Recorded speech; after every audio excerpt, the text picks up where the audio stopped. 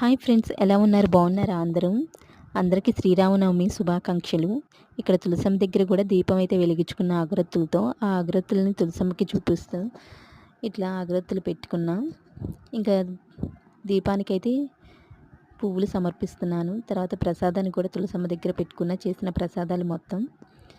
ఇంకా ప్రసాదాలు పెట్టిన తర్వాత హారతి అయితే ఇచ్చేసుకున్నాను తులసమ్మకి. శ్రీరామనవమి రోజు మా ఇంట్లో అయితే తులసి పూజ ఇట్లా చేసుకున్నాను నేను. మీ ఇంట్లో తులసమ్మ ఉందా లేదా అనేది, మీకు తులసి పూజ చేయటం ఇష్టమా కాదా అనేది కామెంట్ బాక్స్లో కామెంట్ చేయండి. ఇంకా ఇక్కడైతే తమలపాకు పైన పసుపు కుంకుమ వేసి ఆ తమలపాకును ఒక రాగి ప్లేట్లో పెట్టి, ఆ తమలపాకు పైన రాగి చెంబునైతే పెట్టుకుని అందులో పువ్వులైతే పెట్టుకుంటున్నాం. పూజ చేసుకున్నప్పుడల్లా నేను ఇట్లా రాగి చెంబులో కూడా పువ్వులైతే పెట్టుకుని మా ఇంటి లోపల ఈశాన్య మూలలో అయితే పెట్టుకుంటాను.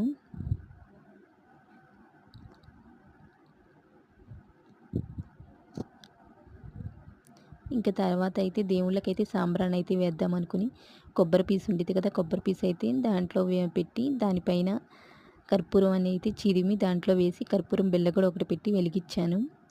కొబ్బరి పీసు మొత్తం పూర్తిగా కాలిపోయిన తర్వాత కొంచెం లైట్గా నిప్పుల్లాగా వస్తాయి కదా, దాంట్లో అయితే సాంబ్రాణి వేసుకున్నా. ఆ సాంబ్రాణి ఇంకా దేవుళ్ళకైతే చూపిస్తున్నాను సాంబ్రాణిని.